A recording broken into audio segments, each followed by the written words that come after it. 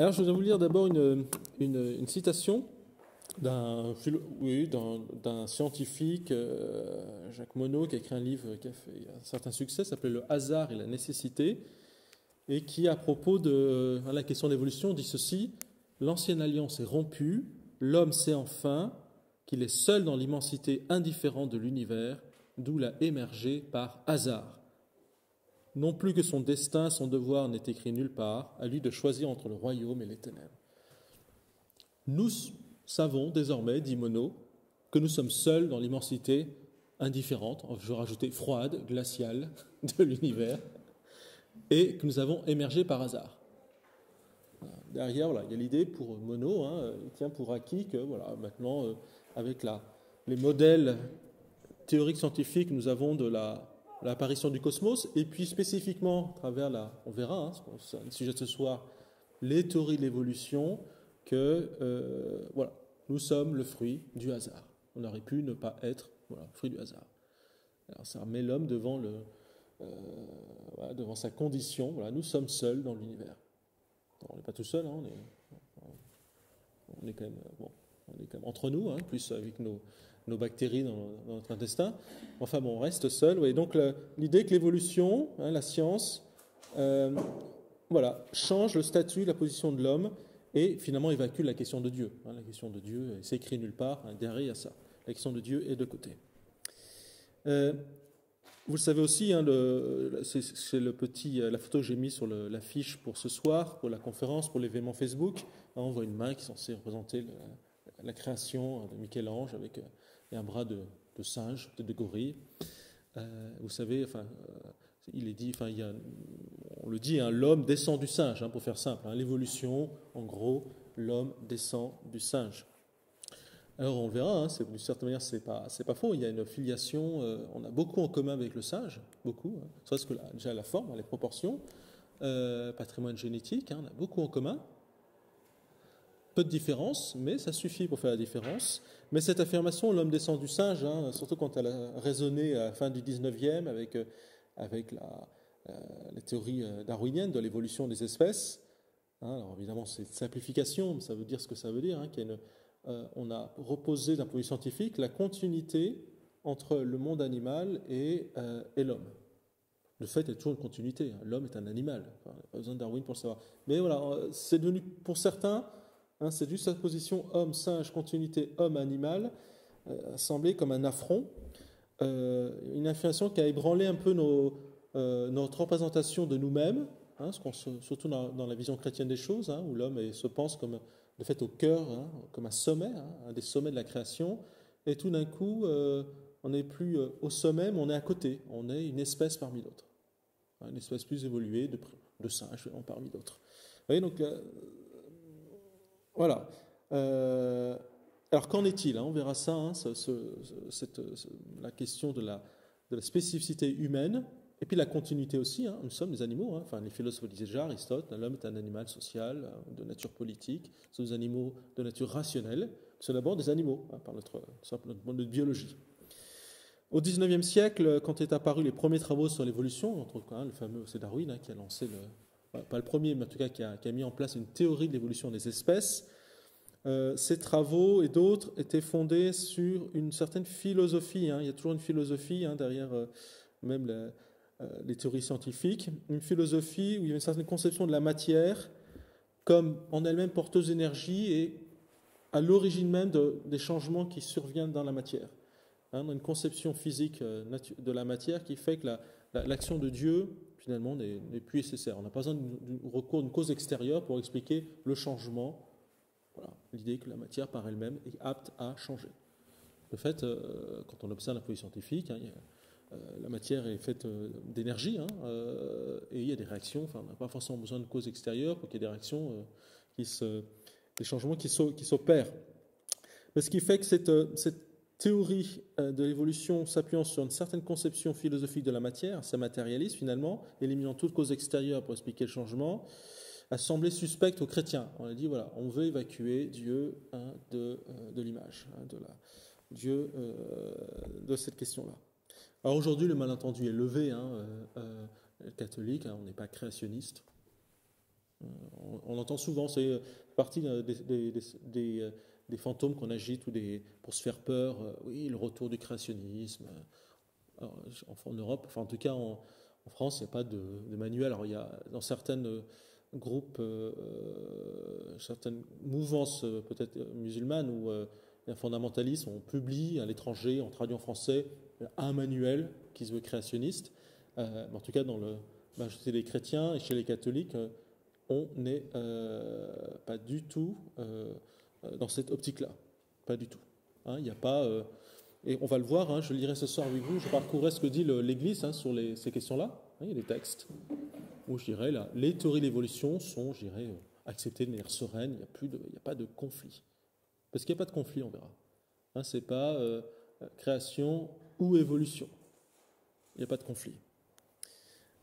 Mais c'est vrai que la théorie de l'évolution a ébranlé les chrétiens. Pourquoi ? Parce qu'elle a ébranlé ce qu'ils pensent, pour ce que certains estimaient être la lecture juste hein, de la Bible. Hein, le débat et la tension, les conflits sont focalisés autour finalement de l'interprétation de l'Écriture. Comment interpréter les récits de la création, Genèse 1, 2, 3. Comment interpréter ces textes-là hein, où il y a, semble-t-il, un récit de l'origine du monde et de la vie sur un modèle calendaire. Hein, il y a 6 jours de création, et le 7e jour, Dieu se repose.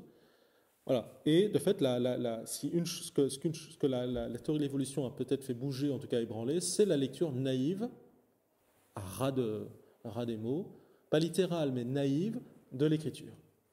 Et de fait, c'est une bonne chose. C'est une bonne chose. Hein. Ça a permis finalement de reprendre du champ, à se dire, mais est-ce qu'on lisait bien l'Écriture ? Et puis peut-être qu'on n'a pas toujours lu de manière naïve hein, dans l'histoire de l'Église. Les pères de l'Église n'ont pas une lecture naïve. Vous voyez, donc c'était aussi une occasion pour les chrétiens, hein, cette épreuve, d'intégrer hein, ce que pouvait être représenté les théories de l'évolution, une manière aussi de se ressaisir et de dire, mais finalement, qu'en est-il du statut de la révélation biblique ? Qu'est-ce qu'on fait avec ces textes ? Comment on les reçoit ? On ne peut pas les écarter, donc comment on les reçoit dans nos traditions ? Alors, juste pour préciser, hein, qu'est-ce qu'on appelle le créationnisme hein, j'en parle tout de suite pour l'évacuer.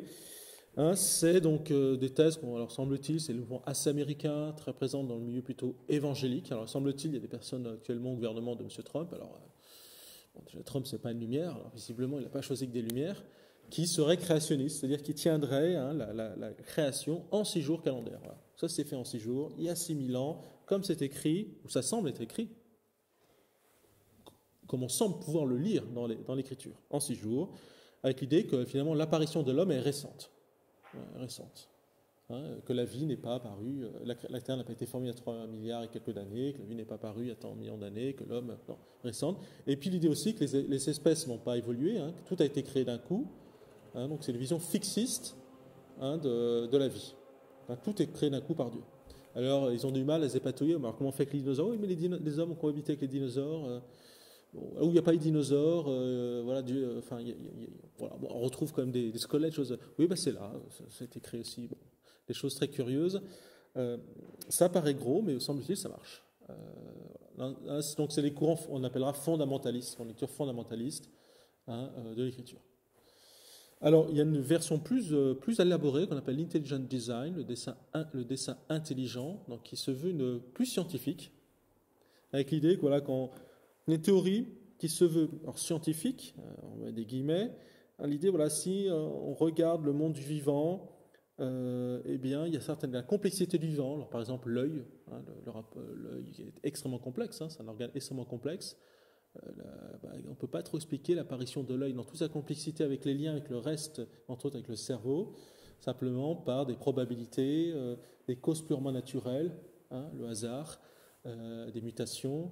Hein, ce serait donc il y a forcément quelqu'un, une main invisible, non pas celle du marché, hein, pour ceux qui font en économie, une main qui ajusterait, qui interviendrait.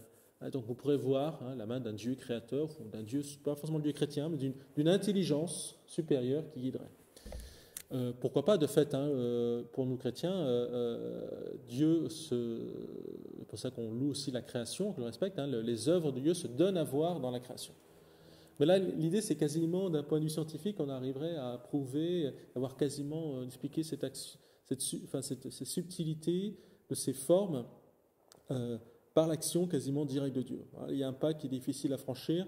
Alors, autant d'un point de vue métaphysique et philosophique, on peut poser que de fait, Dieu veut que les choses sont, et Dieu fait que les choses sont. Ça, c'est une explication, on verra, théologique, philosophique. Autre chose, de le combiner, de le faire marcher avec des observations scientifiques ou des choses...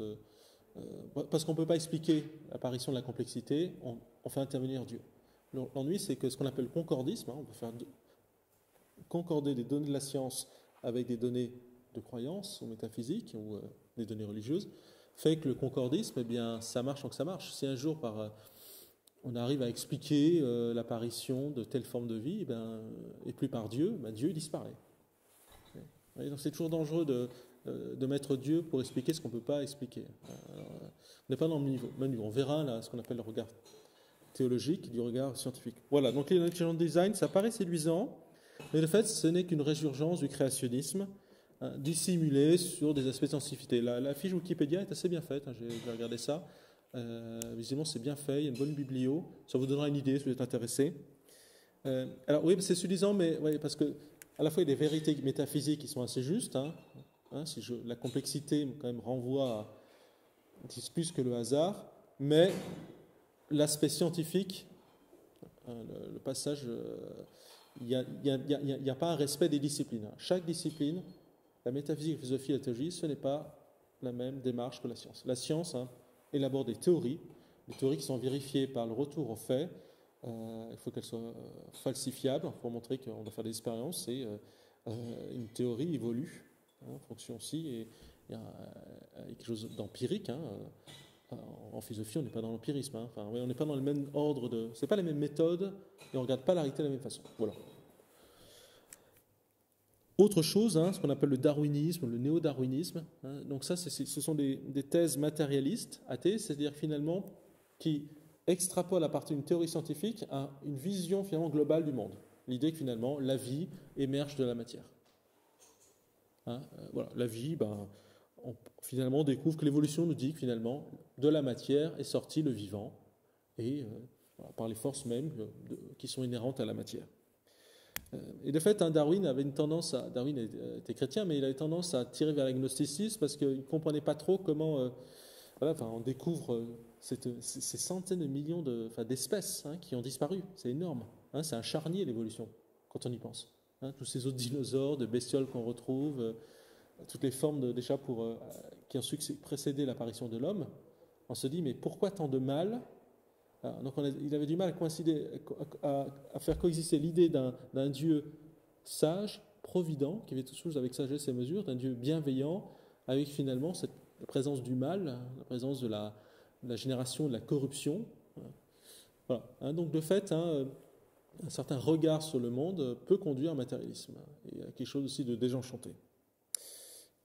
Eh bien, on se tiendra entre les deux, entre le créationnisme et le darwinisme, qui finalement semblerait expulser la question de Dieu. Alors, des définitions encore.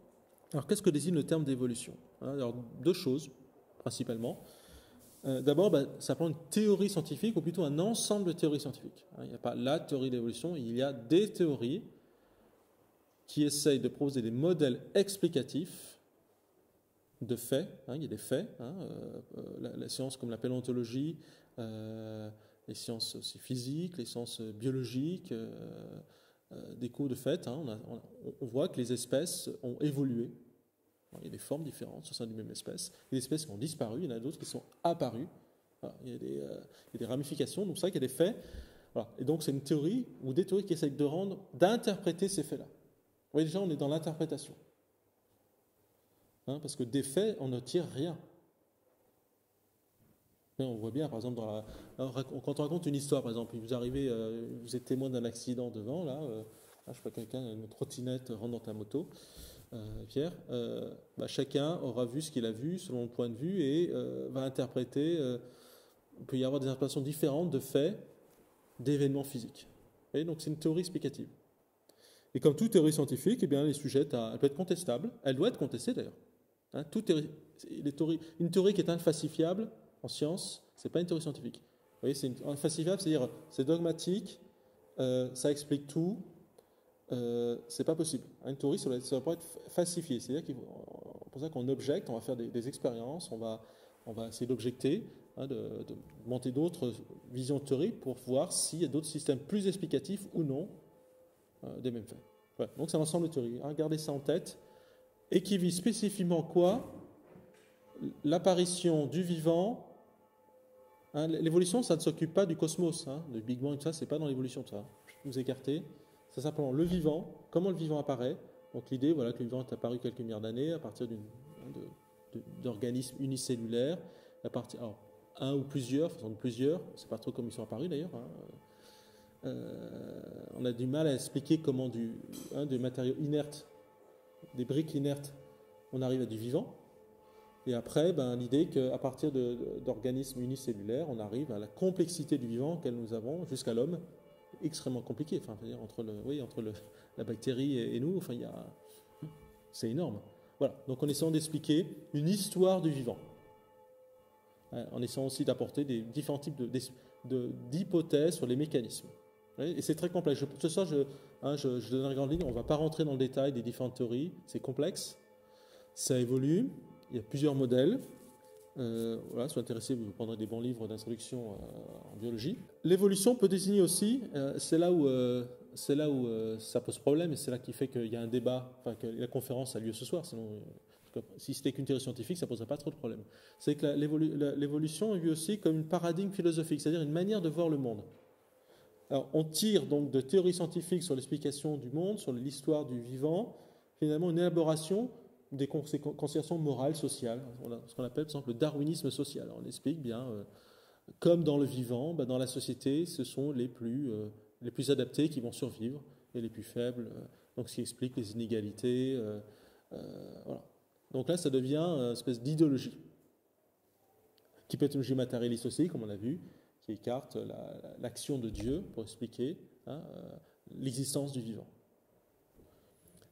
C'est quoi la création ? Qu'est-ce que ça désigne ? La création, ce n'est pas une théorie scientifique. Le mot création désigne l'action de Dieu. Ça désigne l'action de Dieu qui donne l'être à toute chose. C'est quoi la création ? Ça désigne l'action de Dieu, donc parmi les actions que pose Dieu, l'action de donner l'être à tout ce qui existe, aussi bien le vivant, le minéral, le végétal, le cosmos, l'univers. Donc on n'est plus dans le même ordre, on ne regarde pas la même chose. L'évolution va regarder des faits qui touchent au vivant, aux espèces. La création, c'est un concept qui était forgé dans le judaïsme et le christianisme pour nommer le fait que, si les choses sont, si nous sommes existons, si nous sommes à soi, c'est que nous sommes le fruit d'un acte de Dieu, d'un acte, c'est-à-dire la volonté et l'intelligence de Dieu. Vous voyez, après il y a des nuances parmi les théologiens, parmi les conceptions, comment Dieu agit, comment il crée. Voilà. Et à la notion de création, vous le savez peut-être, on parle de création ex nihilo, c'est un mot latin. Nous tenons, nous chrétiens, que Dieu a créé toute chose à partir de rien. Alors là, on va se faire un nœud à la tête, parce que la création, c'est un concept qui désigne un acte qu'on ne peut pas se représenter. Essayez d'imaginer le rien, ce n'est pas possible. Parce que nous n'avons l'expérience que des choses qui sont. On n'a pas l'expérience du rien. Le vide, ce n'est pas le rien. Donc, à partir de ce qui n'est pas, Dieu fait surgir les choses. Et ça, c'est nouveau. Ça, c'est spécifique au christianisme et au judaïsme. Parce que vous savez, il y a plein de représentations du monde, de l'origine du monde, et souvent, on se représente Dieu comme un créateur. C'est pas un créateur finalement, c'est un artisan, c'est quelqu'un un alchimiste, ou c'est un ingénieur qui, c'est comme dans Prometheus, les préquels d'Alien. J'aime bien les films d'Alien.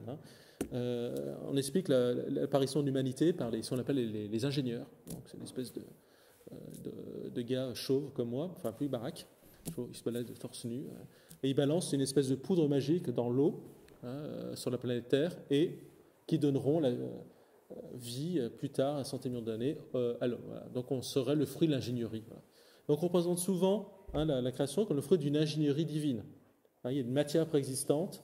C'est comme ça d'ailleurs qu'une partie des textes de la création imagine Dieu qui prendrait de l'argile et qui soufflerait un haleine de vie. C'est pas ça créer. Parce que le mot créer dans la langue française, il est piégé. On va parler qu'il soit un créateur, créer une robe de mariage. On ne crée pas, on fabrique, on conçoit, on coud à partir de choses préexistantes, de fils, on fait des broderies, voilà. Mais c'est pas ça créer. Personne dans l'humain, aucun homme ne peut créer au sens philosophique, théologique du terme. Nous ne pouvons pas, à partir de ce qui n'est pas, faire. On n'a pas, voilà. Parce que nous n'avons affaire qu'à des choses qui existent, qui nous préexistent. Nous ne faisons que transformer, modifier des choses présentes. Créer, ce n'est pas transformer. Créer, c'est faire advenir l'être. Vous voyez ? C'est difficile à se représenter, parce qu'on a dit, le créateur, voilà, à partir de couleurs, il va faire un tableau. De fait, il y a quelque chose qui n'existait pas. Le tableau n'existait pas avant qu'il intervienne, mais quand même, il y a des choses qui existaient. Il y avait une matière préexistante. Il y a la peinture, il y a une toile. De rien, nous, on ne peut rien faire. Si on avait façonné, on ne pourrait rien faire. C'est ça qui différencie l'homme de Dieu, c'est que Dieu, à partir de ce qui n'est pas, fait les choses. Vous voyez, donc, parler de la création n'est plus du tout dans le même registre que l'évolution. Enfin, on ne parle pas de la même chose. Enfin, vous voyez, donc déjà, il n'y a pas de tension à avoir. Par contre, il faut voir comment l'évolution, cette théorie de l'apparition des espèces, rentre dans cette logique, dans l'action de Dieu. Comment ça marche ? Parce que nous tenons de la foi chrétienne que si nous sommes là, c'est que Dieu nous a créés. Voilà. Mais cette création, est-ce qu'elle a intégré un processus évolutif ? Comment ? Oui. Alors, qu'est-ce que dit l'Église ? Alors, petite citation je vais vous faire référence à 2 textes majeurs, petit texte de Benoît XVI, et une conférence donnée par Jean-Paul II sur ces questions-là dans le cadre de l'Académie pontificale des sciences. Benoît XVI disait, la Bible, vous mettez ça en tête, pas grand-chose à retenir ce soir, mais ça, ne se veut pas un livre de sciences naturelles. La Bible, ce n'est pas un livre de sciences naturelles. Les créationnistes lisent la Bible comme un livre de sciences naturelles. Faux. Ce n'est pas un livre de sciences naturelles. En revanche, elle fait comprendre la vérité authentique et profonde des choses. Nous, dans la foi, nous savons que l'Écriture sainte nous donne accès à la vérité des choses. La vérité fondamentale que les récits de la Genèse nous révèlent est que le monde n'est pas un ensemble de forces opposées entre elles, mais qu'il a son origine et sa stabilité dans la raison éternelle de Dieu qui continue à soutenir l'univers. C'est ça le grand message de la Genèse, c'est que ce monde n'est pas le fruit du hasard, mais qu'il a sa raison dans la raison.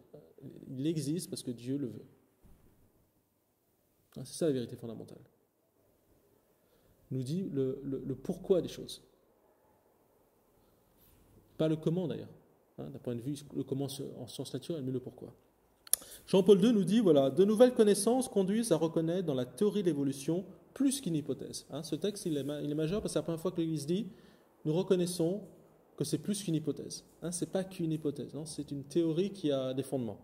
Il est en effet remarquable que cette théorie se soit progressivement imposée à l'esprit des chercheurs à la suite d'une série de découvertes faites dans diverses disciplines de savoir. La convergence, nullement recherchée ou provoquée, des résultats de travaux menés indépendamment les uns des autres, constitue par elle-même un argument significatif en faveur de cette théorie. Vous voyez, donc c'est plus qu'une hypothèse, c'est une théorie probable, qui a un fondement, qui a été vérifié, qui a subi les tests. Voilà, c'est pas quelque chose de fermé, chose qui est une théorie qui a évolué aussi. À vrai dire, plus que de la théorie de l'évolution, il convient, dit-il, de parler des théories de l'évolution. Déjà, retenez ça, il y a des théories. Il y a des modèles interprétatifs de l'apparition du vivant. Vous voyez déjà, la pluralité, ça rassure. Vous voyez, on n'est pas dans le. Vous voyez, dès qu'on a un discours, on dit voilà, au nom de l'évolution, Dieu ne peut pas agir dans le monde. Ouais, là, on est dans l'idéologie. On n'est pas dans le. On reconnaît parce qu'on a tout réduit. On oublie qu'il y a une pluralité de théories, d'interprétations, de modèles. Voilà. Un scientifique sérieux vous dira jamais la théorie de l'évolution. Les théories. Il vous dira dans quel paradigme scientifique, dans quel domaine d'interprétation. Puis il dira mon schéma explicatif arrive à rendre compte de ça, mais il y a plein de trucs dont on n'arrive pas à rendre compte. Oui, c'est pas quelque chose de fermé. Cette pluralité tient à la diversité des explications qui ont été proposées du mécanisme d'évolution. Pourquoi il y a plusieurs théories ? Parce qu'il y a plusieurs explications des mécanismes qui font que la vie change, les espèces apparaissent. Il existe ainsi des lectures matérialistes et réductionnistes et des lectures spiritualistes. Vous voyez, à partir de la même théorie, on peut faire une lecture réductionniste, matérialiste. Ben, finalement, on n'a pas besoin de Dieu, ça marche tout seul. Oui, ça marche tout seul. Vous mettez des briques du vivant, ça fait du vivant. Et puis d'autres spiritualistes, je crois que c'est comme ça que le scientifique chrétien va regarder, il va dire, ben, c'est intéressant ces mécanismes, d'où ils viennent, ces lois physiques présentes au niveau le plus petit, au niveau le plus grand aussi, ces lois physiques, d'où elles viennent. Qui a posé ces lois, d'où elles viennent? Il y a une stabilité. Ce qui est frappant dans le vivant ou dans le cosmos, c'est qu'il y a une certaine... malgré le changement, il y a des stabilités, il y a des lois. C'est pour ça qu'on est capable d'envoyer des fusées, enfin, des lois. Enfin, on sait qu'on n'est pas trop surpris, des choses qui sont prévisibles. Il y a la prévisibilité et l'imprévisibilité. Voilà, donc on fait une lecture spirituelle. Mais déjà, vous voyez, on est dans la lecture, on n'est plus simplement dans la science. Oui. Voilà, le magistère de l'Église est directement intéressé par la question de l'évolution, dit Jean-Paul II, car elle touche la conception de l'homme. C'est pour ça que ça m'intéresse ce soir, parce que ça touche la conception de l'homme, dont la Bible nous dit qu'il a été créé à l'image de Dieu. La grande affirmation pour nous, quand on pense à création et homme, on pense à l'homme est créé à l'image de Dieu. Nous sommes le seul vivant, dit l'Écriture, qui est créé à l'image et à la ressemblance de Dieu. D'où notre place particulière. En conséquence, les théories de l'évolution, qui en fonction des philosophies qui les inspirent, considèrent l'esprit comme émergent des forces de la matière vivante ou comme un simple épiphénomène de cette matière, sont incompatibles avec la vérité de l'homme. Voilà, donc là c'est un peu plus technique. Ce que dit l'Église, c'est qu'il y a des modèles interprétatifs, et après, la manière dont on tire des conséquences philosophiques, qu'est-ce qu'on en fait de ces modèles sur la conception de l'homme. Vous voyez, dès qu'on passe, on a un fait, on trouve un fossile, bon, on compare, on a différentes formes, on a un modèle pour expliquer les mécanismes, d'accord. Ensuite, on peut poser un regard philosophique. Qu'est-ce que ça me dit sur la place de l'homme dans le monde, dans l'univers? Oui, donc on n'est plus en philosophique. Selon la philosophie qu'on a, matérialiste, spiritualiste, eh bien, on peut arriver à avoir des conceptions différentes de l'homme. Donc certains disent, vous voyez, finalement, l'homme, c'est le fruit de... Ça émerge de la matière vivante. L'esprit a émergé de la matière vivante. Ou c'est un épiphénomène, c'est une singularité, ça aurait pu ne pas être. Voilà. Ça, pour nous chrétiens, ces conceptions-là, elles sont incompatibles avec notre conception de l'homme. L'homme n'est pas le simple fait, le simple émergence, le simple produit de la matière vivante. Il y a plus. Il y a plus. Oui, comme dit Jean-Paul II, avec l'homme, nous nous trouvons devant une différence d'ordre ontologique. C'est-à-dire, avec l'homme, à la fois, on voit bien, c'est pas choquant de dire qu'on a émergé du monde animal. On voit bien d'ailleurs les formes, il y a une continuité entre les primates et nous. Mais on voit bien, il y a un saut. Il y a un saut qualitatif et même ontologique. Nous ne sommes pas des grands singes. Pourquoi? Eh bien, simplement parce que ça se voit pas simplement au niveau biologique, moléculaire. Alors, il y a une différence, mais non, c'est que voilà, donner la liberté, la conscience morale, l'expérience esthétique, l'art, les seuls animaux qui faisons de l'art, c'est inutile d'un point de vue du vivant. On compose, on peint. L'expérience religieuse, le fait il y a comme une donnée fondamentale qui traverse toute l'humanité, à part en France, où les seuls êtres humains à ne plus être religieux. Partout dans le monde, il y a une dimension religieuse. Tout ça nous différencie du reste du vivant. Mais ce n'est pas tant l'intelligence, parce que les animaux ont une intelligence. Les dauphins ont une intelligence remarquable. Les dauphins communiquent. Il y a un langage. Ils communiquent entre eux. Ils ont une vie sociale. Vous voyez, donc ce n'est pas ça qui différencie. Ce qui va différencier, c'est plutôt la conscience morale, l'expérience de la liberté, l'expérience esthétique. Oui. Et là, voilà, ce sont des marqueurs, des signes qui signent en nous une dimension plus haute. Vous voyez, poser, dit Jean-Paul II, une telle discontinuité ontologique, le fait qu'il y a un moment, il y a un saut entre notre ancêtre Lucie, qui n'était pas un hominidé, ou le premier, ou avant, le singe et l'hominidé. Est-ce qu'il n'y a pas, n'est-ce pas aller à l'encontre de cette continuité physique qui semble être le fil conducteur des recherches sur l'évolution et dès le plan de la physique et de la chimie? De fait, on voit bien, l'évolution montre qu'il y a une continuité physique, chimique, biologique. On est fait de la même matière. On a des gènes semblables. Est-ce que ça ne va pas aller contre en disant, non, mais il y a une différence. Eh bien, il faut considérer la méthode dans les différents ordres du savoir de Jean-Paul II pour mettre en accord les points de vue. On regarde pas, on a ces deux regards différents sur l'homme. Il y a un regard scientifique, avec les outils de la science, on regarde l'homme d'un point de vue biologique, morphologique. C'est intéressant, ça dit les choses, mais ça ne dit pas tout. La biologie moléculaire, ne dit rien du phénomène qu'on appelle l'esprit. J'ai beau savoir connaître le fonctionnement des neuronales, je sais qu'il y a des impulsions électriques et chimiques, c'est la base biologique, moléculaire du fonctionnement de notre intelligence, mais ça ne dit pas ce qu'est l'intelligence et l'esprit. L'esprit survient, il y a une survenance de l'esprit, c'est quelque chose de plus, qui n'est pas réductible, même si sans connexion neuronale, il n'y a pas d'esprit, il n'y a pas d'expression d'esprit.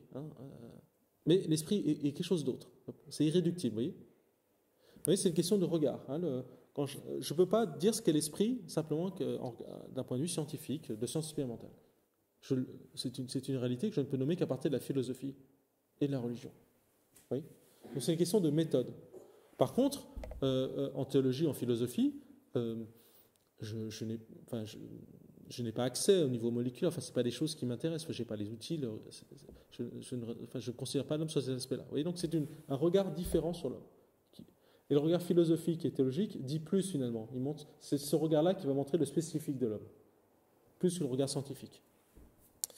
Les sciences de l'observation, dit Jean-Paul II, décrivent et mesurent avec toujours plus de précision les manifestations de la vie. Elles sont descriptives, et l'unité, c'est la mesure, c'est la quantité. Le moment du passage au spirituel n'est pas l'objet d'une observation de ce type.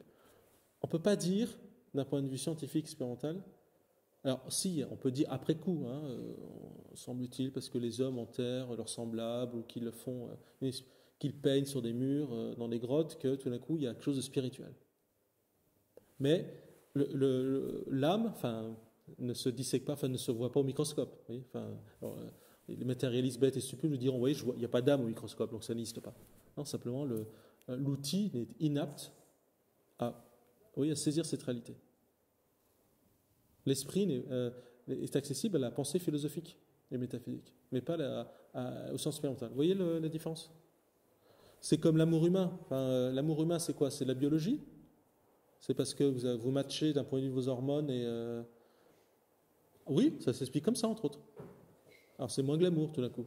Ce soir, peut-être qu'il y a des hormones qui vont se rencontrer, ça va matcher, vous allez croiser vos regards. C'est ça, l'amour.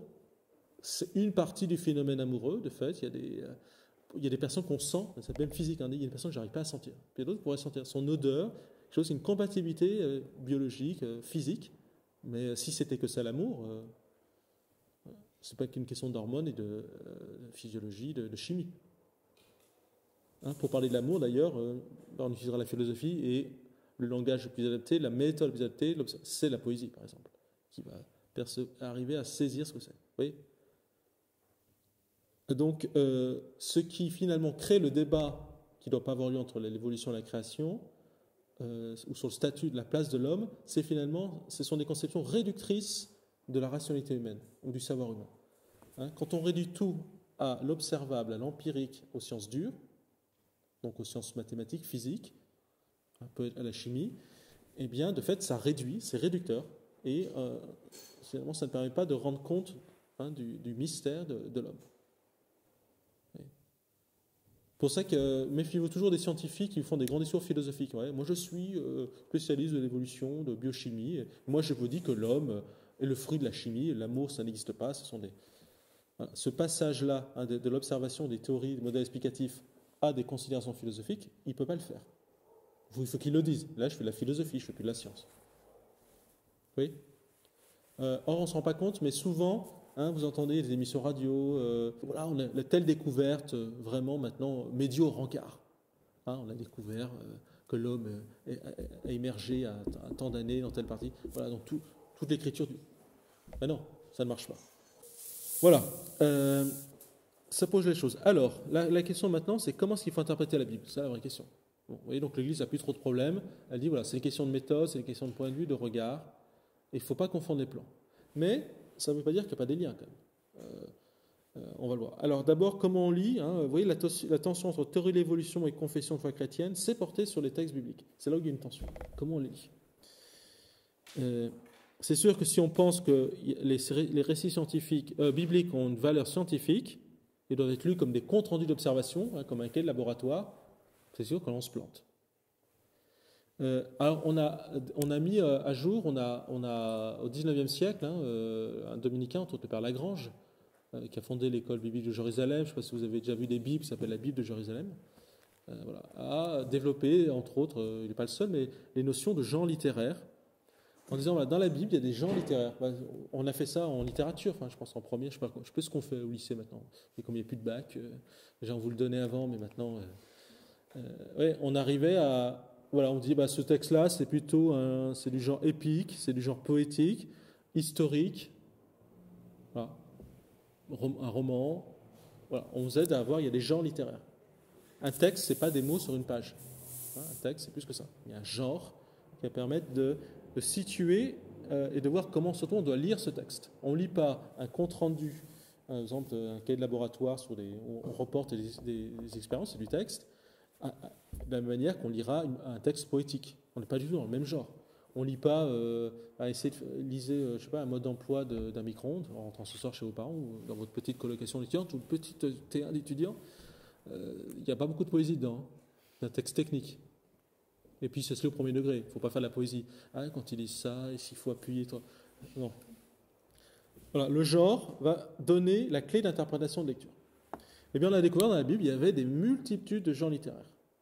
Il y a des récits historiques, des récits poétiques, des récits épiques, il y a des lettres, hein, comme chez Saint Paul, il y a des textes type apocalyptique, ou des questions de révélation, voilà. Et chacun, et ça doit être lu d'une manière bien particulière. Eh bien, en tête de la Bible est passé le récit de la création. Moi, je peux l'apprendre, Genèse 1, 2, 3. Ces textes-là, voilà, mêlent à la fois, c'est à la fois un texte c'est à la fois une prière, il y a quelque chose d'un texte liturgique. La façon dont c'est écrit, c'est fait pour être lu et proclamé en liturgie. La preuve, vous êtes déjà allé à Vigile Pascal samedi ça? Vigile Pascal? Il faut y aller, hein. Donc c'est là où on lit le plus de lectures. Et entre autres, on lit le récit de la Genèse.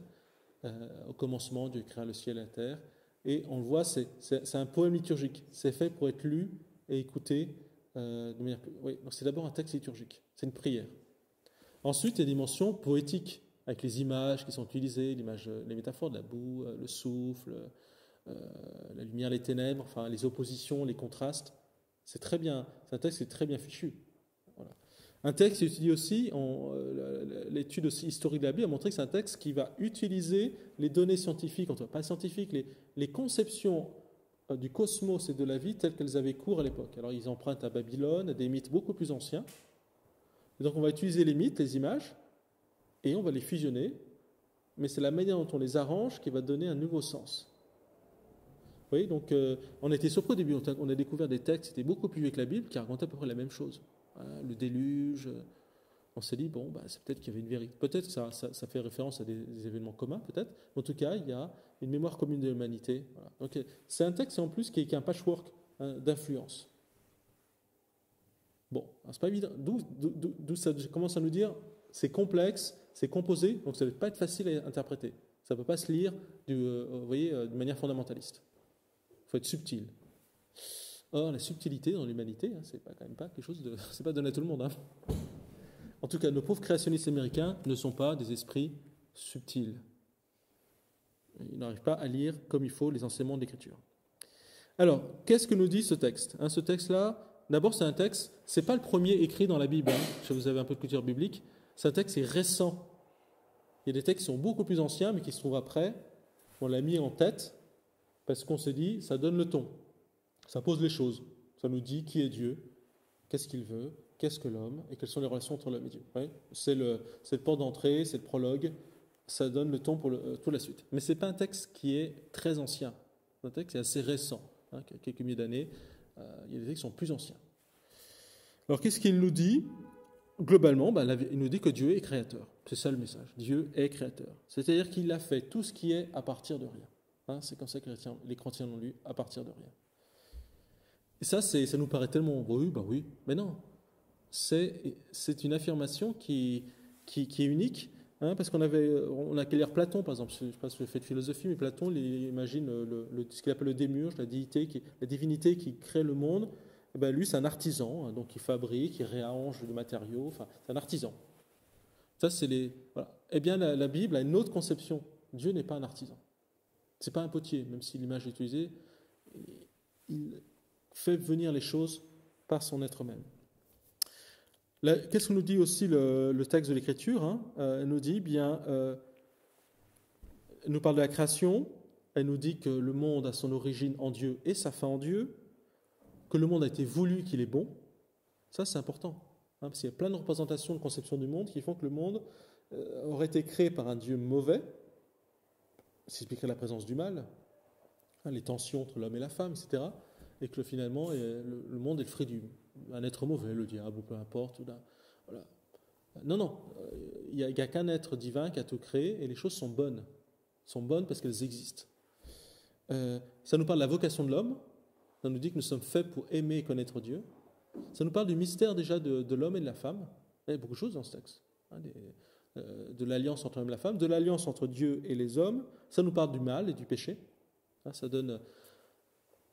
Alors, ça n'explique pas, mais ça parle de l'irruption du mal dans le monde et l'espérance du salut. Hein, il est question aussi du salut. Et oui, aussi dans la thématique, Dieu sépare les eaux, les ténèbres de la lumière. Derrière aussi, il y a l'expérience du passage de la mer Rouge, enfin, la libération d'Égypte. Hein, ça parle aussi de ça derrière. Hein, donc, vous voyez, c'est un peu des poupées russes, vous voyez. Hein, ça se lit. Voilà. Alors, quelques enseignements qu'on peut encore tirer. Donc, premier enseignement fondamental, la Genèse nous dit que le monde est, et tout ce qu'il contient, est l'œuvre de Dieu. Voilà. Comment il le fait, ça, on ne sait pas. Hein? Comment Dieu crée, on ne sait pas. C'est le propre de Dieu, oui, on ne sait pas. Par contre, on peut dire que si les choses sont, c'est que Dieu l'a voulu. Deuxièmement, il y a une distinction entre Dieu et les créatures. Dieu crée, c'est-à-dire qu'il fait advenir les créatures.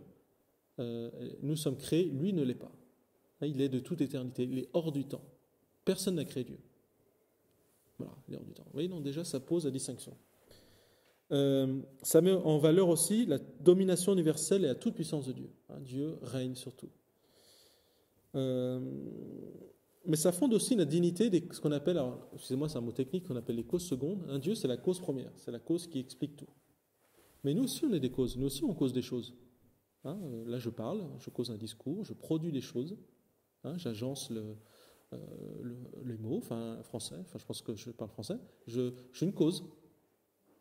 Oui, et donc c'est ça ma dignité, c'est que nous ne sommes pas des marionnettes, nous avons une liberté, nous sommes capables d'intervenir dans le monde. Hein, et à l'homme a été confié hein, la lieutenant, c'est-à-dire nous sommes les jardiniers du monde, de cette manière. Et on a le pouvoir de transformer ce monde, de le changer. C'est ça notre dignité. Hein, c'est que nous sommes des artisans de ce monde. Et ça nous dit ça aussi. Et c'est là où peut-être va se loger hein, la possibilité de l'évolution. C'est que non seulement l'homme est une cause, mais tout ce qui existe est capable de causer, c'est d'interagir sur le reste du monde. Hein, la lumière, c'est la lumière qui permet aux plantes de donner leurs fruits. Hein, imaginons qu'il y a un volcan qui rentre en éruption et qu'il y a un nuage de poussière qui dure des mois, qui opacifie le ciel et qu'il n'y a plus de rayons de soleil, qu'il n'y a plus de lumière, eh bien, il n'y a plus de vie. C'est-à-dire que la lumière cause la vie. En tout cas, cause le maintien de la vie. Vous voyez ?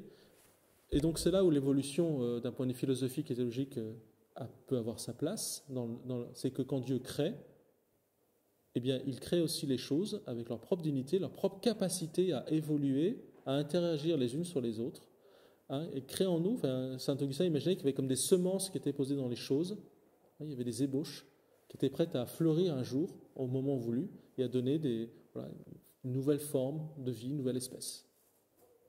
Vous voyez, à la fois Dieu crée tout ce qui, si nous sommes là ce soir, c'est que Dieu nous maintient en vie, mais à la fois, nous avons la capacité d'agir et d'interagir.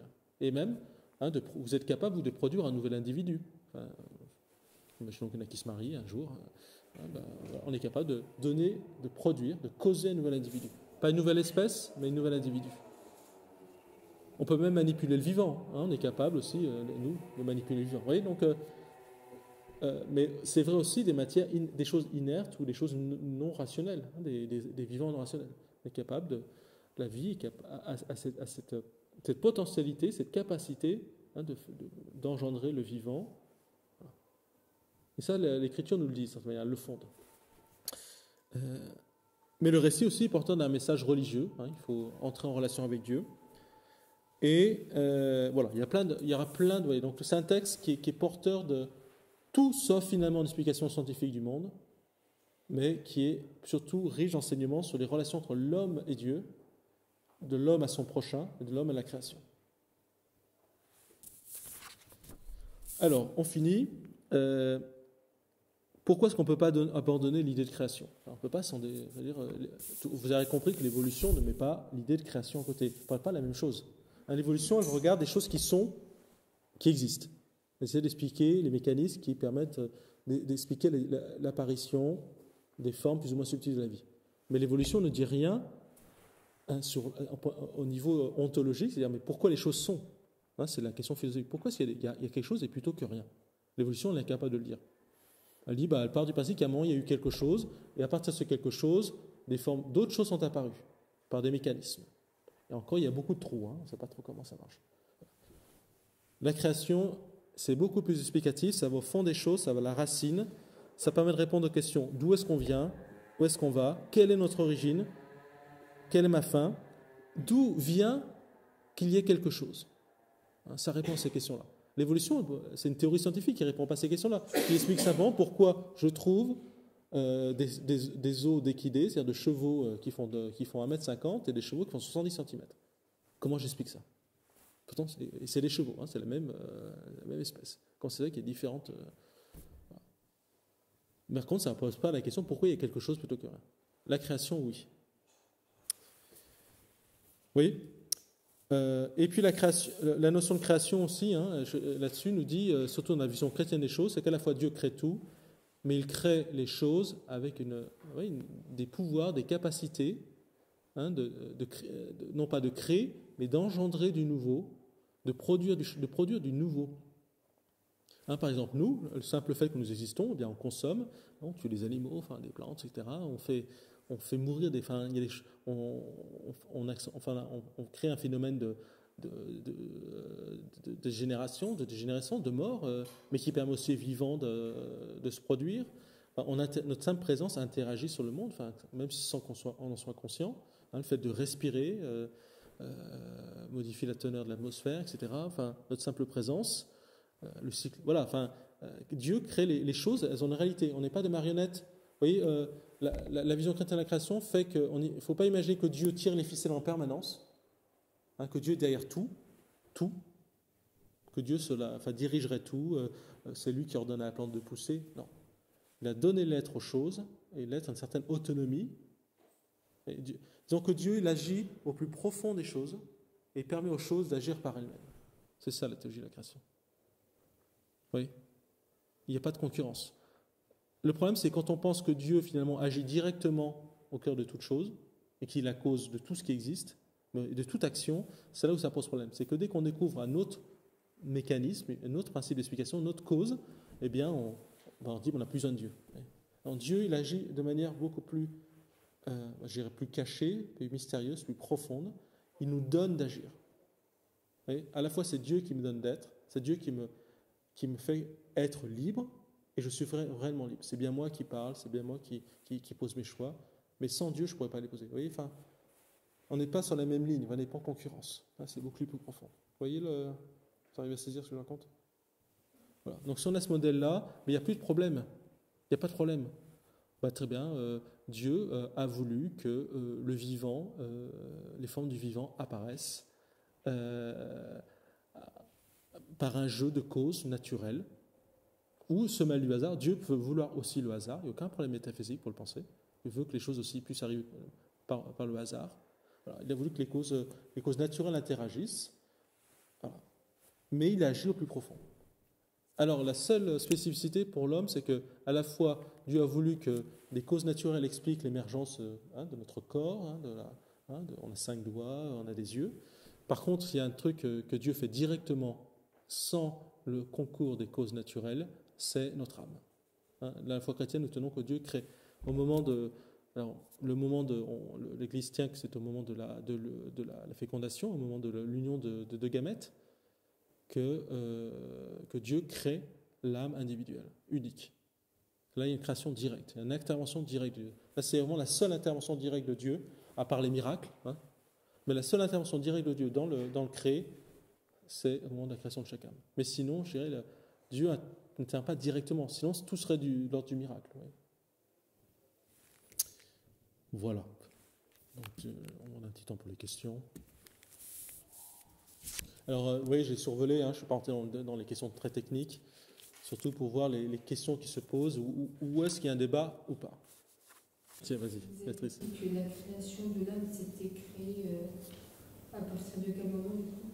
Alors, il y a eu plusieurs théories, mais disons que dans Saint Thomas d'Aquin, lui, il estimait que c'était à partir de quelques 3 mois, je crois, c'est ça, que l'âme informait, que Dieu déposait l'âme dans le corps quand le corps ressemblait à un corps humain.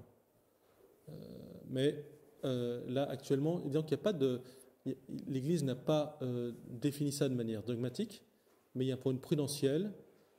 L'Église va dire, bien, on estime que d'un point de vue prudentiel, que dès qu'il y a conception du vivant humain, il y a une personne humaine. C'est-à-dire que dès qu'il y a du vivant humain, c'est-à-dire que dès qu'il y a un ovule fécondé, donc voilà, les premières cellules humaines, on sait que c'est du... Eh bien, il faut reconnaître la dignité d'une personne humaine. On ne se prononce pas en disant est-ce qu'on sait exactement à quel moment, on ne sait pas à quel moment. Ça reste un mystère. C'est pour ça que l'Église sera toujours condamnera donc tout acte qui détruira ce vivant, ce qu'on appelle l'avortement. Mais ce n'est pas défini exactement le moment. Alors maintenant, au moment de l'animation, ce qu'on appelle l'animation, on le tient au moment, les thèses actuelles, c'est plutôt au moment de la fécondation.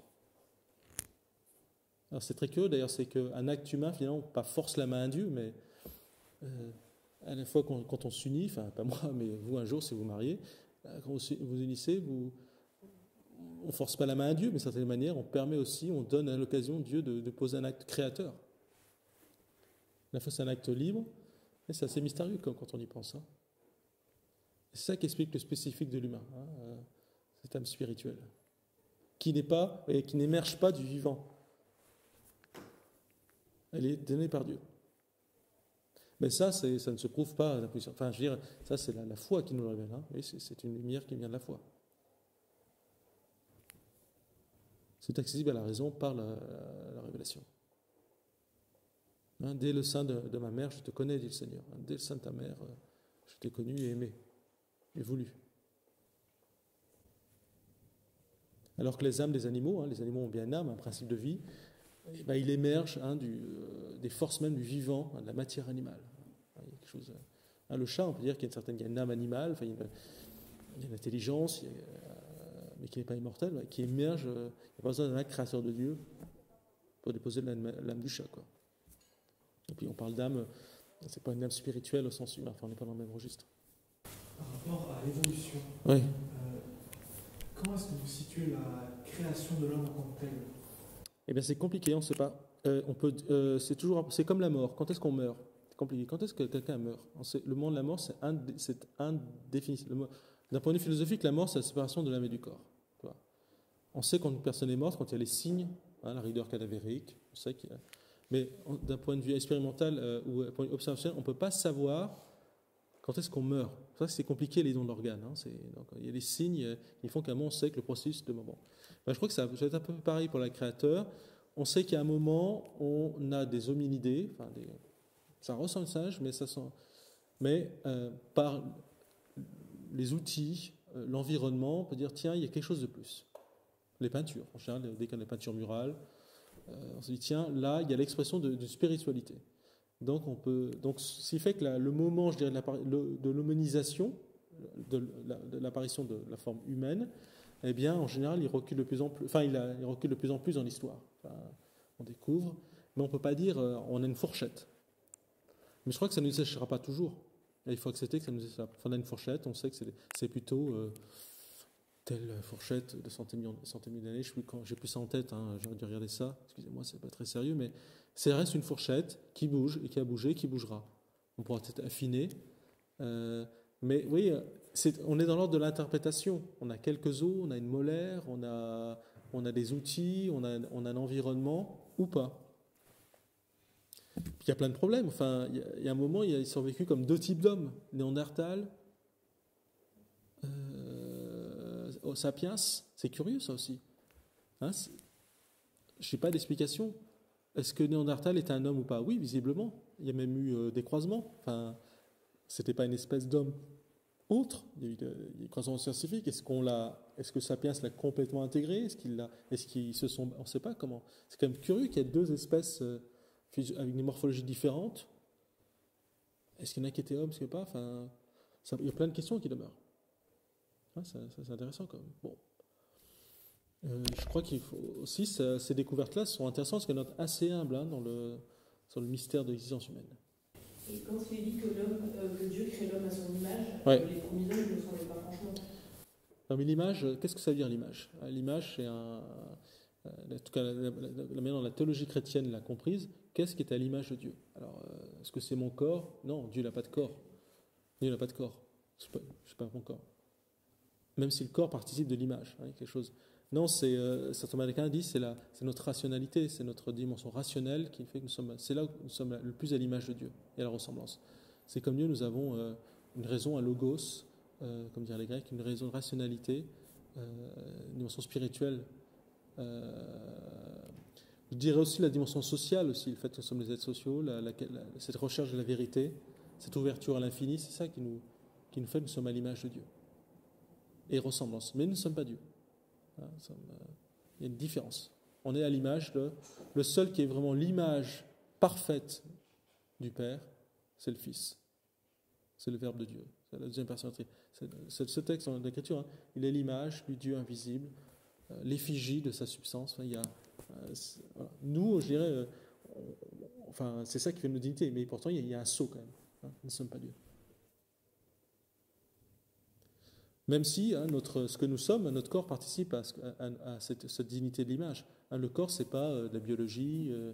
Non, le corps, on voit bien, notre individualité, elle est marquée par notre corps. Chacun, on a un visage, on a un regard, et puis nous n'avons accès au monde de choses, il y a Dieu que par notre corps. Ouais, on ne peut pas séparer les deux. Mais voilà, si on doit dire qu'est-ce qui est vraiment formellement à l'image, c'est notre rationalité. Mais notre rationalité, c'est nous sommes des êtres rationnels, qui recherche en vérité, ça ne se fait qu'avec notre corps. Oui, donc le corps en second, oui, est pris dans cette image. Mais c'est pas l'image. Sinon, de fait, on fait un Dieu à notre image, ce qu'on appelle les idoles. On lui mettra des mains, des yeux. Or, dans l'Écriture, il y a des beaux psaumes de Dieu. Voilà, les idoles. Dieu, il n'a pas de narine, il n'a pas de yeux, il n'a pas de mains. Moi, j'ai une question qui n'est pas trop en lien, mais c'est le lien entre le Père et Dieu lui-même. Enfin, je veux dire, Dieu est Père. C'est-à-dire que nous, qu'est-ce qu'on confesse quand on prie? On va faire ce soir. On gloire au Père, au Fils et au Saint-Esprit.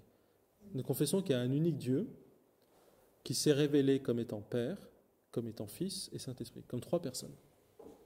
Il n'y a qu'un seul Dieu. Alors, c'est pas la peine tu peux froncer les sourcils, de toute façon, ça fait mal au crâne. Nous avons l'expérience d'une pluralité dans une unité, on ne sait pas trop ce que ça veut dire. Mais dans les évangiles, dans la révélation chrétienne, Dieu à la fois est l'unique, et il s'est révélé comme un Père. Il s'est révélé comme Fils dans le Christ, et le Père n'est pas le Fils. Et un troisième qui s'est révélé, c'est l'Esprit, c'est-à-dire l'amour comme entre le Père et le Fils. Ce sont trois personnes, c'est trois réalités distinctes. Et la foi qui est dans une unité. Il y a une unique Dieu. Voilà. Donc le Père est Dieu, donc on peut parler de Dieu le Père, Dieu le Fils, Dieu le Saint-Esprit. Donc quand on parle de Dieu, on parle indifféremment des trois, mais on peut aussi parler de Dieu le Père. On peut avoir une relation personnelle dans sa prière plutôt à Dieu le Fils ou le Père. Mais les autres sont jamais très loin. Regardez la messe, comment ça marche. On s'adresse à Dieu par Jésus-Christ dans l'unité du Saint-Esprit. Il y a toujours cette ronde, cette danse. On prie toujours, les trois sont toujours. Ce soir, vous regarderez les complis. Exauce-nous, Dieu notre Père, par Jésus-Christ notre Seigneur, dans l'unité du Saint-Esprit. Et en permanence, ça revient. Bon, voilà, c'est la note, ça n'a rien à voir, mais si ça te voit. Mais de fait, c'est une bonne question parce que je vois pour les convertis, les gens qui découvrent le christianisme, alors, mais alors qu'est-ce qui est Dieu là-dedans? Qui est vraiment Dieu? C'est le Père? C'est quand même. Parce que le Fils un peu, mais enfin, hein, tout le monde est Dieu là-dedans. Et c'est comme, mais c'est comme, oui, ce soir on a touché des mystères, hein, l'apparition de la vie, la question de la spécificité humaine, ce sont des choses qui nous dépassent. Voilà, moi, je voulais finir là-dessus, hein, on va les prier maintenant. Voilà, méfions-nous de tous les discours réducteurs. Hein, si vous avez une soi-disant théorie scientifique, enfin, avec le scientifique qui va vous expliquer ce qu'est vraiment l'homme. On en a, hein, qui sont d'excellents scientifiques, des gens paléontologues. Moi, je me rappelle en cours quand je faisais la paléontologie à l'université, ils disaient, bah oui, hein, quand on voit l'échelle de l'univers, l'histoire de l'univers, l'homme, c'est une tête d'épingle. C'est pas grand-chose, hein. C'est rien, quoi. Donc c'est insignifiant. Bah, ce jugement n'apporte rien. Non, méfiez-vous des passages, des jugements indus quand on passe de la science à la philosophie, à la métaphysique, à la religion, et au nom d'une théorie, d'un modèle explicatif de certains phénomènes spécifiques dans le vivant. Évidemment, on pense tout le monde. C'est un peu, oui, c'est ce qu'on appelle les esprits réducteurs et pas très fins. Or, quand même, on entend souvent ça. Hein. Donc, un peu de finesse et de subtilité.